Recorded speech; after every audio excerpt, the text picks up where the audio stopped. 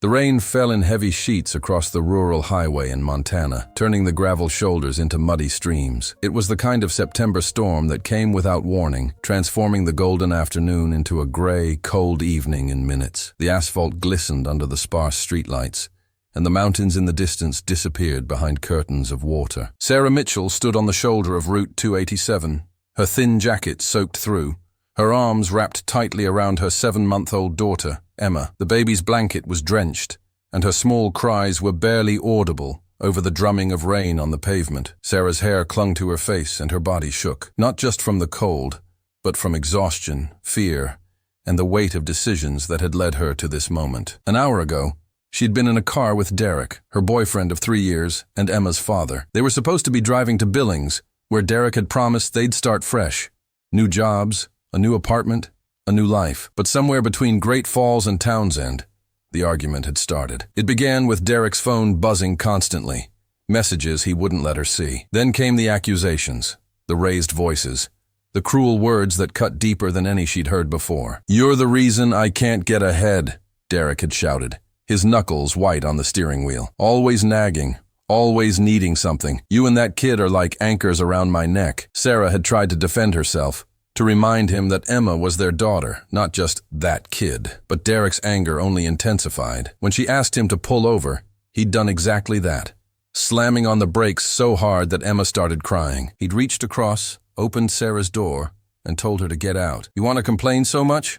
Walk. Figure it out yourself." She'd barely grabbed Emma and the diaper bag before Derek sped off, leaving them in a cloud of exhaust and disbelief. Sarah had watched the taillights disappear around the bend, certain he'd come back. That had been 45 minutes ago. Now, as the rain intensified and darkness settled over the countryside, Sarah realized two things with crushing clarity. Derek wasn't coming back, and she had no idea what to do next. Her phone showed no signal, its battery at 8%. The nearest town was miles away, and the highway was eerily empty. Only 2 cars had passed, both speeding by without slowing down. Emma's cries became more urgent, and Sarah adjusted her position, trying to shield the baby from the rain with her own body. "Shh, baby girl," she whispered, her voice cracking. "Mommy's got you. We're going to be okay." But she didn't believe her own words. Her teeth chattered uncontrollably, and her legs felt weak. Emma's blanket was completely useless now, and Sarah could feel the baby's body temperature dropping.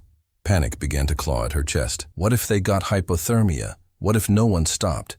What if this was it, the moment where all her bad choices caught up with her? Headlights appeared in the distance, cutting through the rain. Sarah's heart leaped. She stepped closer to the road, waving her free arm, desperate to be seen. The vehicle, a dark pickup truck, slowed as it approached. For a moment, Sarah felt a surge of hope, but then it passed, splashing muddy water onto her jeans, and continued down the highway. "Please," Sarah sobbed, watching the red taillights fade.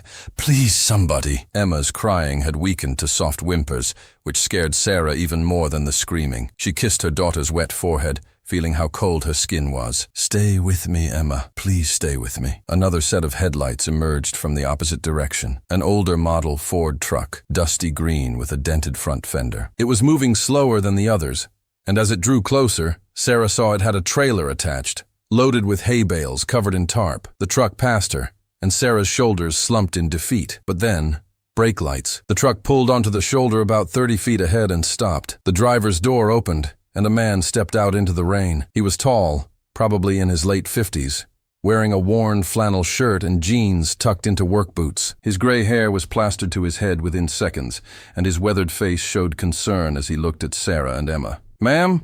he called out, his voice rough but kind. "Are you all right?" Sarah couldn't speak. Relief and exhaustion crashed over her simultaneously, and she felt her knees buckle slightly. The man moved quickly toward her, and as he got closer, she could see the genuine worry in his blue eyes. "Good Lord," he muttered, taking in the sight of her and the baby. Without hesitation, he stripped off his canvas jacket, the heavy, oil-stained one that had been keeping him relatively dry, and draped it over Sarah's shoulders, pulling it forward to cover Emma as well. "What happened? Where's your car?" He left us," Sarah managed to say through chattering teeth. "My boyfriend. He just drove away." The man's jaw tightened, a flash of anger crossing his face before he controlled it. "How long have you been out here?" "Almost an hour, maybe more. I don't know. That baby's freezing," he said, gently touching Emma's cheek with the back of his hand. "We need to get you both warm. My farm's about 10 minutes from here. I've got a phone, heat, everything you need. Will you let me help you?" Sarah nodded, too exhausted to question or worry about stranger danger. Something in his eyes told her she could trust him, or maybe she was just out of options. "I'm Robert Hayes," he said, guiding her toward his truck. "We're going to take care of you and this little one, all right? What's her name?" "Emma," Sarah whispered. "And I'm Sarah." Robert opened the passenger door and helped Sarah climb in, making sure Emma was secure in her arms. He turned the heat up to full blast and grabbed a wool blanket from behind the seat, wrapping it around both of them. "There's coffee in that thermos if you can manage it," he said, pointing to the cup holder. "It's still hot." As Robert drove, Sarah sipped the coffee with shaking hands, feeling the warmth spread through her chest. Emma had stopped crying and was pressed against her mother's body, finding comfort in the heat and the steady motion of the truck. Through the rain-streaked windshield, Sarah watched the dark countryside pass by, illuminated occasionally by flashes of lightning. "Thank you," she said quietly. "I don't know what would have happened if you hadn't stopped." Robert kept his eyes on the road. "No need to thank me for doing what's right. Though I'll be honest, ma'am, I almost didn't see you. Was focused on getting home before this storm got worse. My daughter called me earlier, worried about the weather." He glanced at her. "Guardian angels work in mysterious ways, I suppose." They turned onto a smaller road, then onto a long gravel driveway, flanked by wooden fences. Through the rain, Sarah could make out the shapes of barns and outbuildings. The truck pulled up to a modest 2-story farmhouse with a wraparound porch, warm light glowing from the windows. Before Robert could help her out, the front door burst open. A woman in her early 30s rushed out with an umbrella, followed by a teenage girl. "Dad! What? Oh my God!" The woman's eyes went wide when she saw Sarah and Emma. "Rachel, get towels and warm clothes," Robert said quickly. "And call Doc Morrison. Tell him we've got a woman and a baby who've been in the cold rain for over an hour." Rachel didn't ask questions. She thrust the umbrella at the teenage girl and ran back inside. The girl, maybe 16 or 17, held the umbrella over Sarah as Robert helped her down from the truck. "I'm Lily," the girl said softly. "Come on, let's get you inside." The farmhouse was exactly what Sarah needed. Warm, clean, and filled with the smell of something cooking on the stove. Rachel appeared with an armful of towels and dry clothes. "The bathroom's upstairs. First door on the right. There's a space heater in there. Get out of those wet clothes and into these. They're mine, so they should fit." She looked at Emma, who was now looking around with wide, curious eyes. "And we have some baby clothes from when my son was little. I'll bring them up." Sarah wanted to protest, to say she couldn't impose like this, but Rachel's firm kindness left no room for argument. "Go on, honey. You're safe here, in the bathroom." Sarah peeled off her soaked clothes and helped Emma out of her wet outfit. The baby's lips had a bluish tinge that made Sarah's heart ache. She wrapped Emma in a warm towel and held her close, standing in front of the space heater. Gradually, color returned to Emma's cheeks, and she began to babble softly. "We're okay, baby," Sarah whispered, kissing her daughter's forehead. "We're going to be okay." Rachel knocked and came in with fresh clothes for Emma, a onesie, pajamas, and a soft blanket. "Here, and Doc Morrison is on his way. Dad insisted, even though I told him you'd probably be fine with some warmth and rest." "Your dad," Sarah began, emotion thick in her throat. "He saved us. I don't know how to—" "He's a good man," Rachel said simply. "Lost my mom 8 years ago, and he's been the rock of this family ever since. He sees someone in need. He helps. No questions asked." She smiled. "Though I suspect there will be questions later about how you ended up on Route 287 in a thunderstorm with a baby." Sarah dressed Emma first, then changed into Rachel's clothes. Soft sweatpants and an oversized Montana State University sweatshirt. When she came downstairs with Emma, she found Robert in the kitchen, talking quietly to an older man with a medical bag. "There she is," the doctor said warmly. "I'm Ken Morrison. Been looking after folks in this county for 35 years. Let's take a look at that little one." Dr. Morrison examined Emma thoroughly, checking her temperature, listening to her chest, and testing her reflexes. "She's a tough cookie," he pronounced. "Temperature's a bit low but rising. No signs of respiratory distress. With continued warmth and monitoring, she should be just fine." He turned to Sarah. "You, on the other hand, look exhausted." "When's the last time you ate?" Sarah couldn't remember. "This morning, I think." Rachel was already moving toward the stove. "I've got beef stew and cornbread. You'll eat, and then we'll figure out what happens next." As Sarah sat at the kitchen table with Emma in her lap, eating the best meal she'd had in weeks, she felt the tension in her body begin to unwind. Robert sat across from her, nursing a cup of coffee, while Rachel moved efficiently around the kitchen and Lily did homework at the counter. "Your phone working yet?" Robert asked. Sarah checked. Still no signal. and the battery's almost dead. Use our landline if you need to call someone, Rachel offered. Family, friends. Sarah's chest tightened. My mom passed away 2 years ago. Dad's been gone since I was 10. I don't really have anyone else. The kitchen fell silent for a moment. Robert exchanged a look with Rachel that Sarah couldn't quite read. What about the baby's father? Robert asked carefully. The man who left you out there? Sarah's jaw clenched. He's not a good person. I've been telling myself he was just stressed, that things would get better, but tonight, she looked down at Emma. Tonight I realized I've been lying to myself for a long time. He's not going to change. And I can't keep putting my daughter in situations where she's not safe. Where were you headed? Rachel asked gently. Billings. Derek said he had a job lined up there, but I don't know if that was true. I don't know if anything he told me was true. Sarah felt tears burning her eyes. I worked at a diner in Great Falls until 3 weeks ago. Had to quit because childcare fell through and Derek refused to watch Emma during his off hours. I've got about $200 to my name.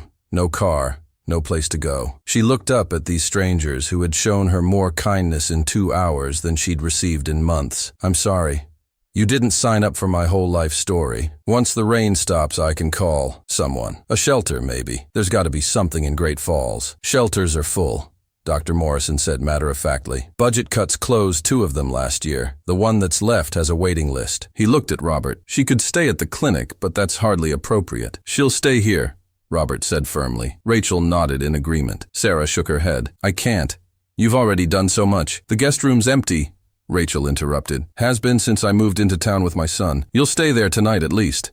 Tomorrow we can figure out next steps. She smiled at Sarah's stunned expression. My dad pulled me out of a bad situation once too. Sometimes accepting help is the bravest thing you can do. That night, Sarah lay in the most comfortable bed she'd experienced in years, Emma sleeping peacefully in a borrowed crib beside her. Through the window, she could see the storm had passed, leaving behind a clear sky full of stars. She thought about Derek, probably in some bar in Billings, not giving her or Emma a second thought. She thought about the past 3 years, all the red flags she'd ignored, all the times she'd made excuses for his behavior, and she thought about Robert Hayes, a stranger who'd seen her at her most desperate and vulnerable, and without hesitation, had offered his coat, his home, and his help. She didn't know what tomorrow would bring, but for the first time in a long time, Sarah felt something she'd almost forgotten: hope. Morning came with brilliant sunshine that made the wet grass sparkle like diamonds. Sarah woke to Emma's babbling and the smell of coffee drifting up from downstairs. She changed Emma's diaper. Rachel had left a small stack of them with a note. From Lily's babysitting supplies. Don't worry about it. And headed downstairs, following the sounds of conversation. In the kitchen,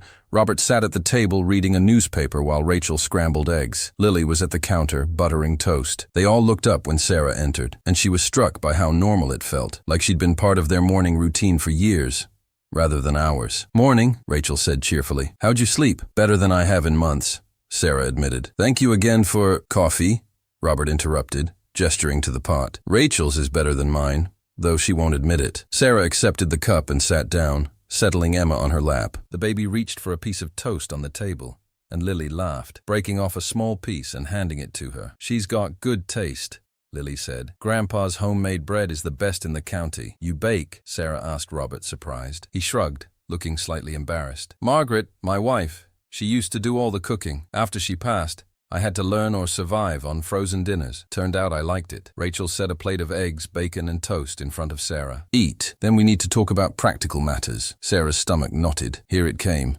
The polite but firm suggestion that she needed to leave, figure things out, stop being a burden. But Rachel sat down with her own plate and looked at Sarah directly. I called the diner in Great Falls this morning.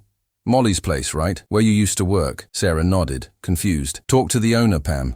She said you were her best waitress, never missed a shift, great with customers. She was sorry to see you go. Rachel paused. She also said if you ever needed your job back, you'd have it, and she'd be flexible about hours if you could arrange childcare. Sarah's fork clattered on her plate. You called my old boss? I did, Rachel said unapologetically. Because here's what I'm thinking. I run a small veterinary practice in town, Great Falls, about 40 minutes from here. I've been looking for a receptionist for 6 months. Someone organized, good with people, reliable, pays $13.50 an hour to start, with benefits after 90 days. Sarah stared at her. Are you offering me a job? I am, on one condition. You're honest with me about your situation, and you show up ready to work. I don't tolerate drama, but I also don't judge people for their past. Everyone deserves a chance to rebuild. I don't have a car, Sarah said weakly. Or childcare. Or, there's a daycare 2 blocks from my clinic, Rachel continued. Called Little Paws, yes. Everyone in this town is obsessed with animal puns. They have an opening. Costs $200 a week, but the director, Janet, is a friend. She'll work with you on payment plans if needed. I'll handle transportation for the first month, Robert added. I drive into Great Falls 3 times a week for supplies anyway. By then, you should have enough saved for a used car. I've got a friend who runs an honest dealership. Sarah felt dizzy. Why are you doing this? You don't know me. I could be anyone. Robert set down his newspaper. You could be, but I'm a pretty good judge of character.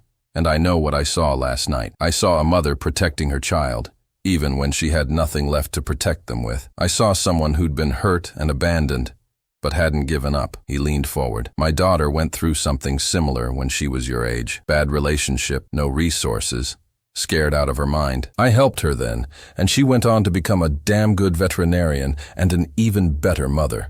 So when I see someone who needs the same kind of help we gave Rachel, I don't hesitate. Rachel reached across the table and squeezed Sarah's hand. You can stay here while you get on your feet. We'll charge you $300 a month for room and board, plus helping out around the farm when you can. It's not charity, it's just how things work out here. People help people. Sarah looked down at Emma, who was happily gumming a piece of toast, completely oblivious to the life-changing conversation happening around her. Tears streamed down Sarah's cheeks, and she didn't bother to wipe them away. I don't know what to say, she whispered. Say yes, Lily chimed in, because I could use help with the horses, and Emma would love the barn cats. Sarah laughed through her tears. Yes, okay. Yes. The next 3 weeks passed in a blur of adjustment and discovery. Sarah started at the veterinary clinic, and Rachel was right.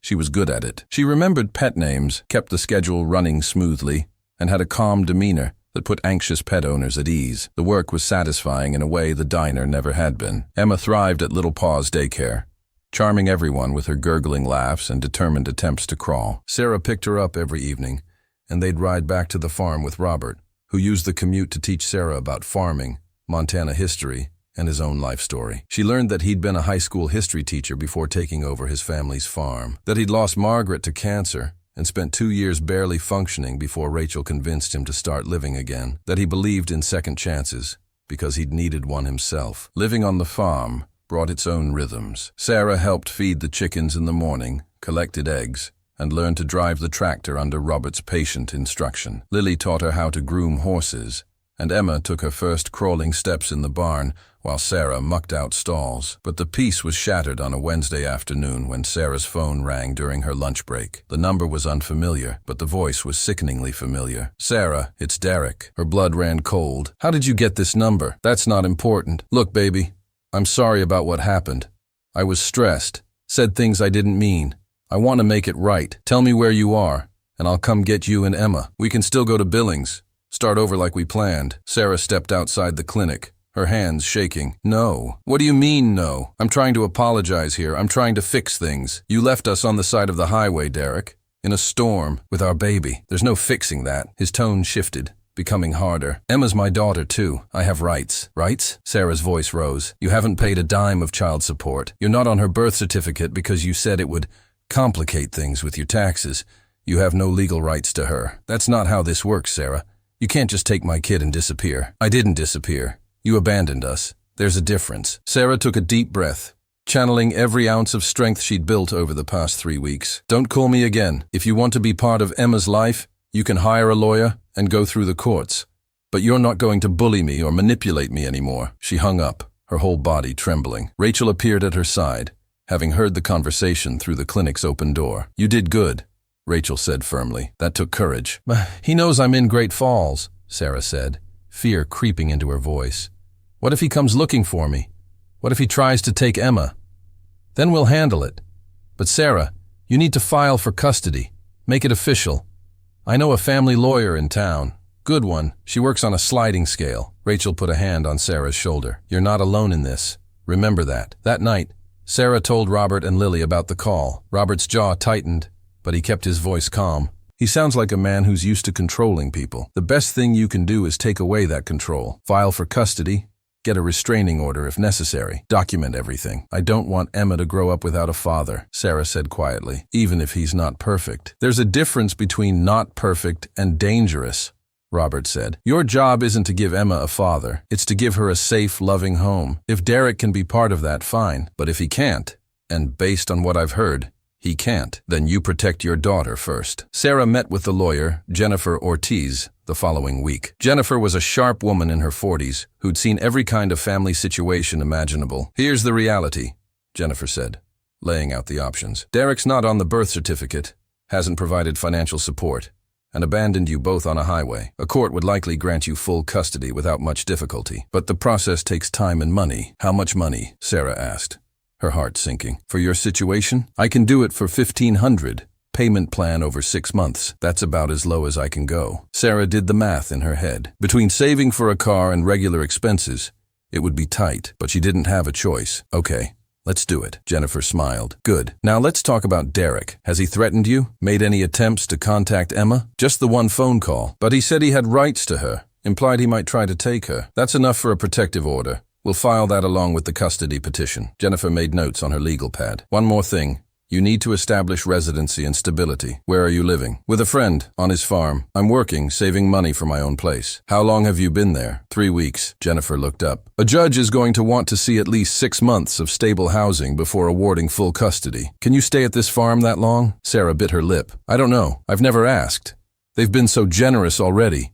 Ask, Jennifer said firmly, because if you can show 6 months of steady employment, stable housing, and proper childcare, Derek won't have a leg to stand on. That evening, Sarah found Robert in the barn, repairing a section of fence. She helped him hold a board in place while he hammered, working up the courage to speak. Can I ask you something? She finally said. Of course. The lawyer says I need to show 6 months of stable housing for the custody case. I know I've already imposed on you and Rachel for weeks, and I'll start looking for an apartment in town. But stay, Robert said simply, setting down his hammer. I can't ask you to. You're not asking. I'm offering. He looked at her directly. Sarah, in the short time you've been here, you've become part of this place. Emma's made Lily laugh more than I've heard in a year. Rachel's happier having someone to mentor. And me? He smiled slightly. I forgot how much I liked having a full house. This farm's been too quiet for too long. 6 months is a long time, Sarah protested weakly. So is a lifetime, Robert countered. And if you're building one for yourself and Emma, you need a solid foundation. This can be that foundation. Sarah felt tears building again. She seemed to cry more out of gratitude these days than she ever had from sadness. I'll pay more rent, help out more, whatever you need. You pull your weight just fine, but I will take you up on help with the fall harvest. Lily's off to college in 2 years, and these old bones aren't getting any younger. Sarah hugged him impulsively. Robert stiffened for a moment, then patted her back awkwardly. All right, let's not get all sentimental. We've got work to do. Fall arrived in spectacular fashion, painting the Montana landscape in gold and crimson. Emma celebrated her first birthday with a small party on the farm.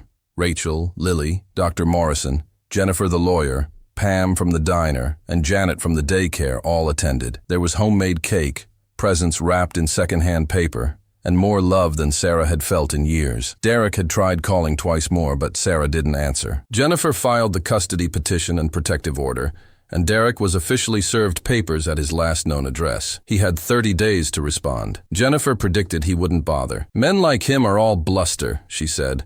The moment there's actual legal process involved, they usually disappear. They don't want the responsibility. They just want control. She was right. The 30 days passed with no response from Derek. The judge granted Sarah temporary full custody and a 1-year restraining order. It wasn't permanent yet. That would require another hearing in 6 months, but it was a massive step forward. Sarah's savings account slowly grew. She drove into town in a used Honda Civic that Robert's friend had sold her for $2,000. $1,000 below market value because, as the dealer said, any friend of Robert Hayes is a friend of mine. She paid him back in installments, never missing a payment. The work at the clinic was rewarding. She learned to assist with minor procedures, got certified in pet first aid, and discovered she had a knack for calming nervous animals. Rachel had already mentioned the possibility of Sarah becoming a full veterinary technician if she wanted to pursue the training. But the biggest surprise came in November, when Lily sat down with Sarah at the kitchen table one evening, her laptop open to a web page for Montana State University. So, Lily said hesitantly, I was looking at the early childhood education program. They have online classes, and there's a certificate you can get in 2 years. I thought maybe you'd want to look at it. Sarah's eyes widened. Me? Go to college? Why not? You're smart, you're organized, You're great with Emma, and Janet at Little Paws said she'd hire you as an assistant director if you got the certificate. More money, better hours. Sarah scrolled through the website, her heart racing. She'd dropped out of community college when she met Derek, convincing herself that she didn't need a degree, that she'd find her way without it. But looking at the course descriptions now, she felt a spark of excitement she'd thought was long dead. I'll think about it, she said. But she was already thinking about it, already imagining what it might be like to walk across a stage in a cap and gown, to show Emma that it was never too late to chase your dreams. The winter settled over the farm in a blanket of white. Sarah learned to drive in snow, to break ice on water troughs, to keep the old farmhouse warm with wood from the shed Robert had taught her to stock properly. Emma took her first steps on Christmas morning, staggering from Sarah's arms to Robert's, collapsing in a fit of giggles when she reached him. They'd become a family, not in the traditional sense, but in the way that mattered most. They showed up for each other. They shared burdens and celebrations. They created a home built on respect, kindness, and the quiet belief that people could change, could grow, could become something better than they'd been before. In January, Sarah enrolled in her first 2 online classes at Montana State. She studied after Emma went to bed, often in the farm's quiet living room, while Robert read or watched old westerns with the volume low. Sometimes he'd ask her about what she was learning, and she'd explain developmental psychology or early literacy strategies, surprised by how much she enjoyed teaching someone else. The final custody hearing was scheduled for March. Jennifer was confident. "You've done everything right," she told Sarah. "Stable job, stable housing, enrolled in school, no contact from Derek except what he initiated. The judge is going to see someone who pulled herself out of a bad situation and built a life for her child. That's exactly what family court wants to see." The hearing was on a Wednesday, and Robert insisted on coming with her, taking the day off from farm work. Rachel met them at the courthouse with Emma, who'd spent the morning at the clinic being spoiled by the staff. The courtroom was smaller than Sarah expected, more like an office than the dramatic settings she'd seen on TV. The judge, a stern-looking woman named Patricia Hendricks, reviewed the case file while Sarah sat at a table with Jennifer, her hands clasped tightly in her lap. "Ms. Mitchell," Judge Hendricks said, looking up, "I've read your petition and the respondent's failure to respond. I've also reviewed your financial records, housing verification, and employment history. I have a few questions." Sarah's heart pounded. "Yes, Your Honor. You're currently residing at a farm owned by Mr. Robert Hayes. Can you explain that relationship?" Sarah glanced at Robert, who nodded encouragingly. "Mr. Hayes helped me when I was in crisis. He and his family have provided housing while I've worked to establish stability for my daughter. I pay rent and contribute to the household. They've been my family when I didn't have one." Judge Hendricks made a note. "And Mr. Carson, the child's biological father. When was your last contact with him?" "October. He called my cell phone. Before that, it was the night he abandoned us on Route 287 in September. Has he made any attempt to see the child? Provide financial support?" "No, Your Honor. Not once." The judge reviewed more papers, then looked at Emma, who was quietly playing with a stuffed animal in Rachel's lap. "The child appears healthy and well cared for. Ms. Mitchell, I'm going to grant your petition for full legal and physical custody of Emma Rose Mitchell. Mr. Carson will have the right to petition for visitation, but it will be supervised and contingent on him establishing paternity, completing a parenting class, and demonstrating fitness. The restraining order will remain in effect for 2 years. Sarah felt her knees go weak. Jennifer squeezed her hand. "Thank you, Your Honor." "One more thing," Judge Hendricks added. "Ms. Mitchell, you should be proud of yourself. Many people in your situation give up or repeat destructive patterns. You chose differently. That takes courage. Don't lose it." Outside the courthouse, Sarah held Emma tightly while Rachel hugged them both. Robert stood back, hands in his pockets, a satisfied smile on his weathered face. "We should celebrate," Rachel said. "Dinner in town, my treat." But Sarah shook her head, looking at Robert. "Can we go home, to the farm?" Robert's smile widened. "Yeah, let's go home." Spring arrived with its promise of renewal. The farm burst into life. Newborn calves, budding trees, fields ready for planting. Sarah had finished her first semester with a 3.8 GPA and registered for summer classes. Emma was babbling in full sentences now, calling Robert Boppy and following Lily around like a shadow whenever she was home from school. One evening in May, Sarah found Robert on the porch, watching the sunset paint the mountains pink and gold. She sat beside him, Emma in her lap, both of them comfortable in the silence that had become familiar. "Can I ask you something?" Sarah finally said. "You ask me something about twice a week," Robert teased. "Why stop now?" Sarah smiled. then grew serious. Why did you really stop that night on the highway? You said you almost didn't see us, that you were focused on getting home, but something made you stop. What was it? Robert was quiet for a long moment, his eyes fixed on the horizon. You want the truth? Always. I saw you, and for a split second I kept driving, told myself it wasn't my problem, that someone else would stop, that I needed to get home. He paused, his voice growing rougher. Then I thought about Margaret, about the night she got her cancer diagnosis, and we were driving home from the hospital, and I had to pull over because I couldn't see through the tears. A truck driver stopped. Big guy, tattoos all over. Looked like someone you'd cross the street to avoid. He came to my window and asked if we needed help. Sarah stayed silent, sensing there was more. I told him no, we were fine. Just got some bad news. And you know what he did? He reached in his wallet, pulled out a card for a cancer support group, and said his wife had beat it twice. Said we weren't alone, even when it felt like we were. Robert's voice cracked slightly. Margaret held onto that card through 2 years of treatment. Never called the number, but she kept it in her purse like a talisman. That man's kindness, just 2 minutes of his time, gave her hope when she had none. He turned to look at Sarah, his blue eyes bright with unshed tears. So when I saw you standing there with Emma, and I started to drive past, I heard Margaret's voice in my head, clear as day. Robert Hayes, you stop this truck right now. So I did, and I'm glad I did. Because you two have brought more life to this old farm than I thought possible. Sarah wiped her eyes, holding Emma closer. I never properly thanked you for the coat. Robert chuckled. Still have it. Gave it to the cleaners 3 times before they got all the mud out. He stood, stretching his back. Come on, dinner's probably ready. And Lily made her famous lasagna. Can't let that go cold. As they walked inside, Emma pointed at the porch light and said, Light! Boppy, light! That's right, little one, Robert said, his voice full of warmth. That's our light. Always on, always here. Summer brought its own challenges and triumphs. Sarah was promoted to senior receptionist at the clinic with a raise that put her salary at $16 an hour. She'd saved enough to start looking at apartments in Great Falls, but every time she brought it up, Robert found a reason why it made more sense to stay. Emma was happy on the farm. The commute would be longer. Rent in town had gone up. The truth, Sarah realized, was that none of them wanted her to leave. The farm had become home in the truest sense of the word. In July, an envelope arrived addressed to Sarah with a return address she didn't recognize. Inside was a single piece of paper, a check for $5,000, and a brief note in Derek's handwriting. This is all the child support I owe. Don't contact me again. I signed away my parental rights last month. She's all yours. Sarah stood in the kitchen, staring at the check, feeling a complicated mix of relief, anger, and sadness. Emma would grow up without a father, but she'd grow up safe. Sometimes that was the best you could hope for. You okay? Rachel asked, noticing her expression. Yeah, Sarah said slowly. I think I am. This money, I can finally get my own place.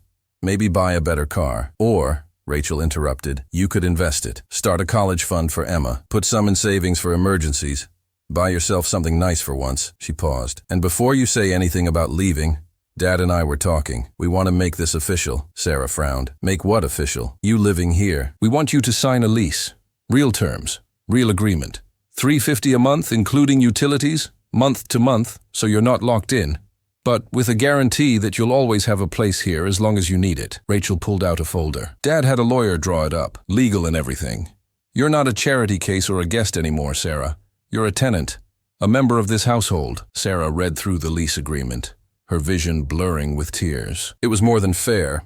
It was generous. But more than that, it was recognition, validation that she belonged here. There's one more thing, Rachel added. We're adding you as an emergency contact for Dad. He's getting older, and with me in town and Lily heading to college next year, we need someone here who can handle things if something happens. Someone we trust. The weight of that trust settled over Sarah like a warm blanket. I'd be honored. She signed the lease that night at the kitchen table, with Robert and Rachel as witnesses, and Lily taking photos for posterity. Emma, now an energetic toddler, scribbled on a piece of paper with crayons, her own version of signing important documents. Mid-August brought Lily's 18th birthday and preparations for her departure to college in Bozeman. The house was a flurry of shopping lists, dorm room preparations, and nostalgic reminiscing. Sarah helped pack boxes, while Emma helped by unpacking them just as quickly. The night before Lily left, they had a bonfire in the backyard. Robert played guitar, something Sarah hadn't known he could do, while they roasted marshmallows and told stories. Lily sat next to Sarah,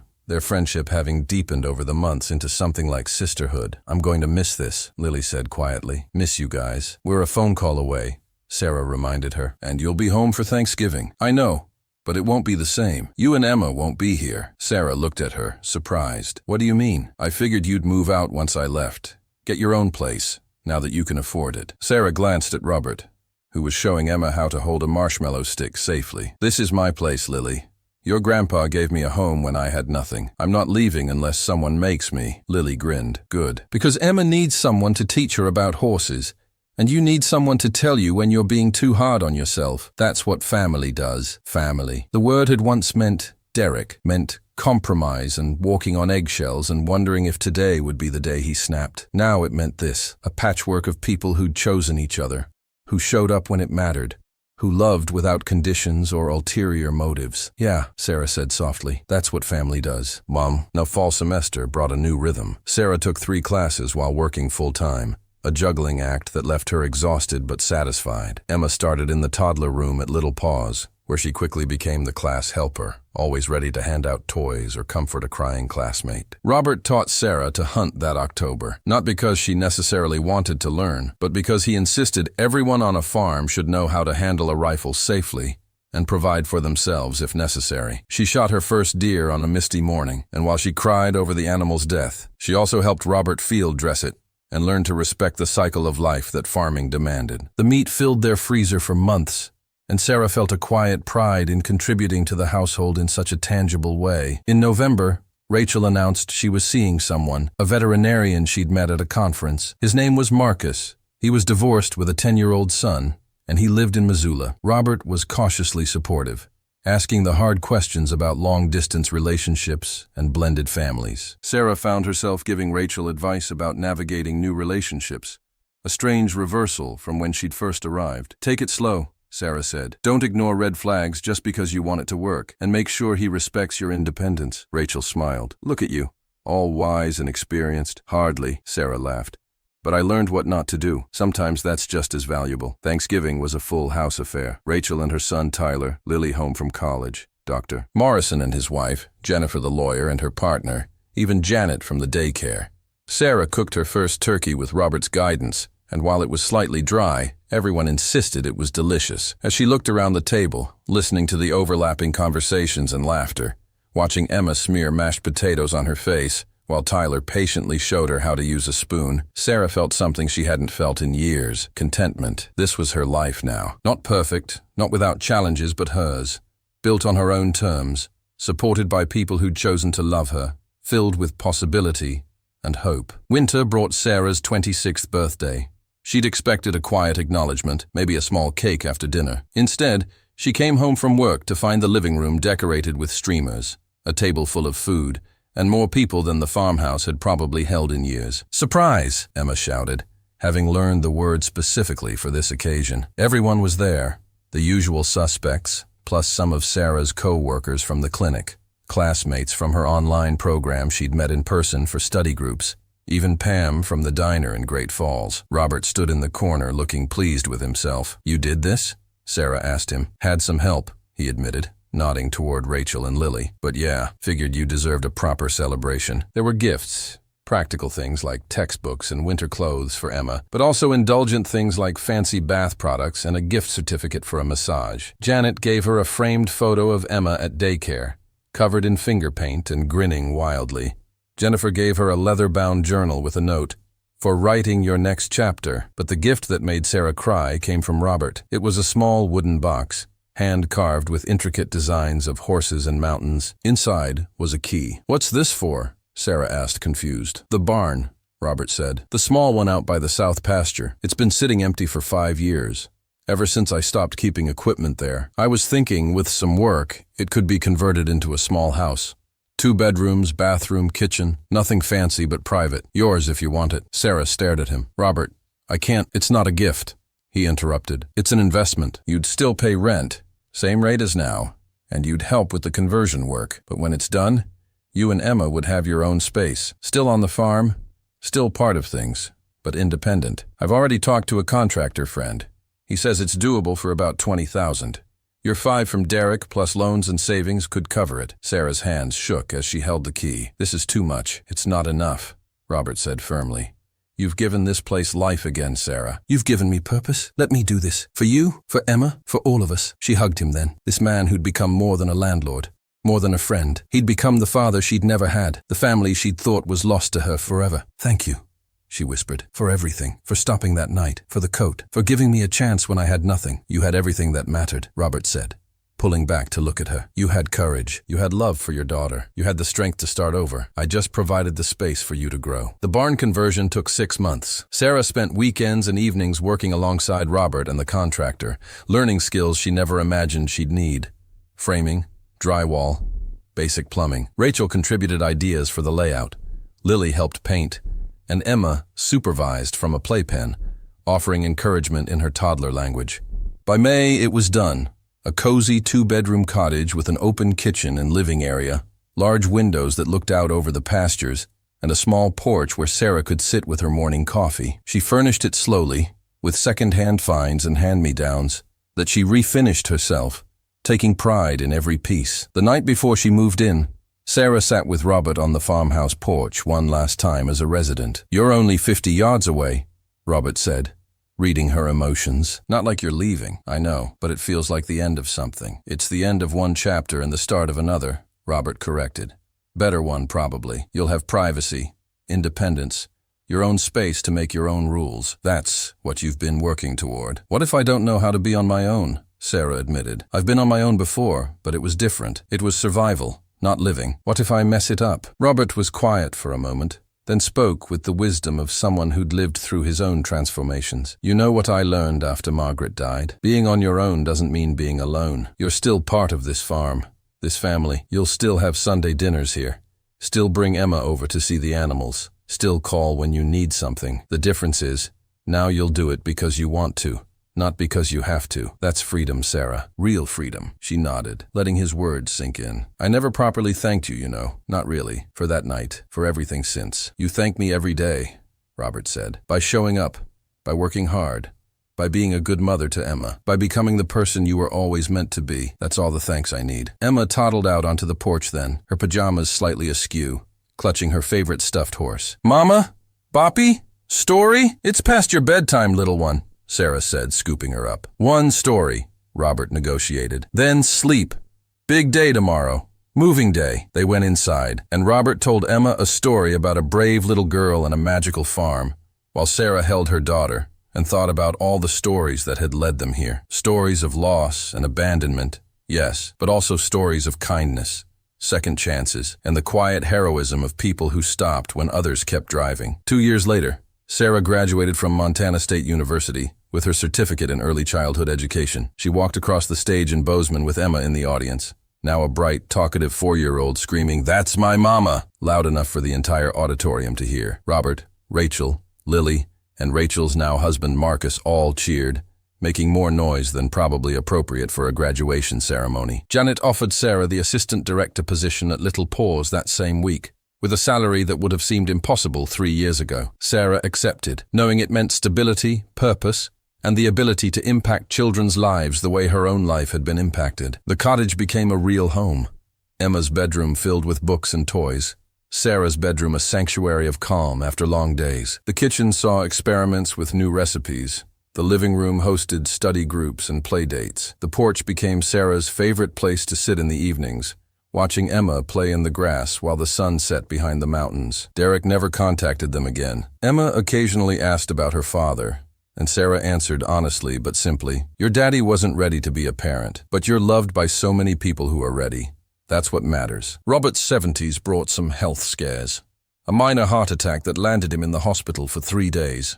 Arthritis that made the physical farm work harder. Sarah found herself taking on more responsibility, managing schedules, handling the business side of the farm that Robert had let slide. Rachel hired a part-time farmhand, but it was Sarah who became Robert's true partner in keeping the place running. "You've become quite the farmer," Robert observed one evening, watching Sarah expertly guide a calf back to its mother. "Had a good teacher," Sarah replied, "though I still can't drive the tractor as well as you. Give it time.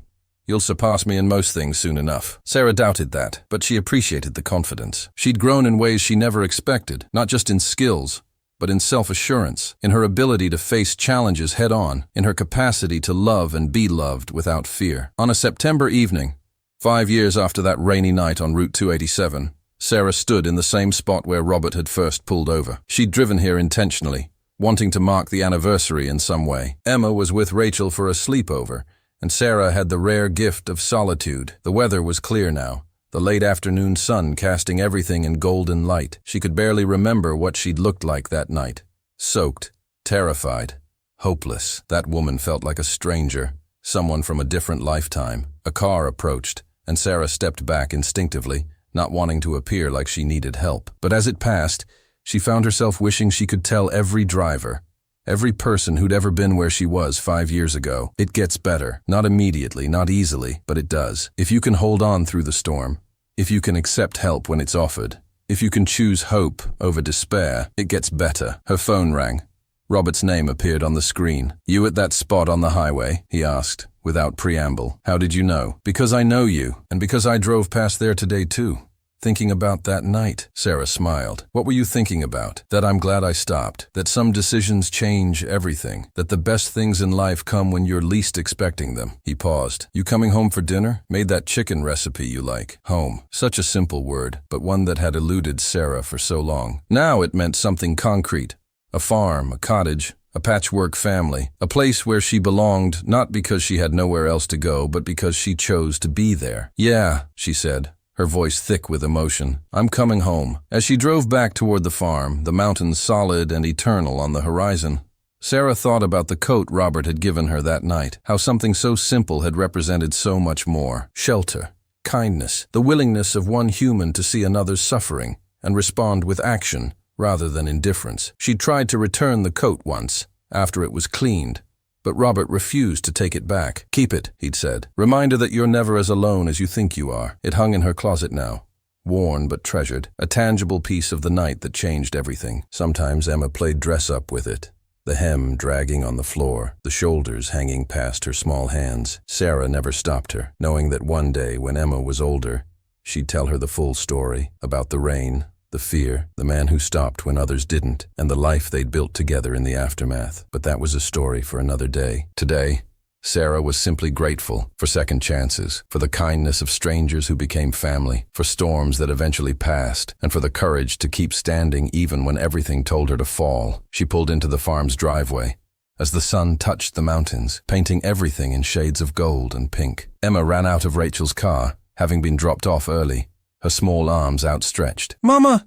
Mama, we made cookies!" Sarah caught her daughter, lifting her high and spinning her around, both of them laughing. Robert stood on the porch, leaning against the railing, a satisfied smile on his weathered face. Rachel waved from her car before driving away, and somewhere in the barn, the horses whinnied their evening greetings. This was her life now, built from nothing, sustained by love, rooted in the simple truth that sometimes the best thing you can do is stop when someone needs help. And sometimes, if you're very lucky, you're the one standing in the rain, and someone stops for you. Sarah carried Emma inside, toward dinner and warmth, and the 1,000 small moments that make up a life worth living. Behind them, the mountains stood guard, the sky deepened to indigo, and the farm settled into its evening rhythms, solid, enduring, home. And somewhere in Montana, on a stretch of highway where rain had once fallen in torrents, a new story was always beginning. Someone else finding courage, someone else discovering hope, someone else learning that the darkest moments can lead to the brightest transformations.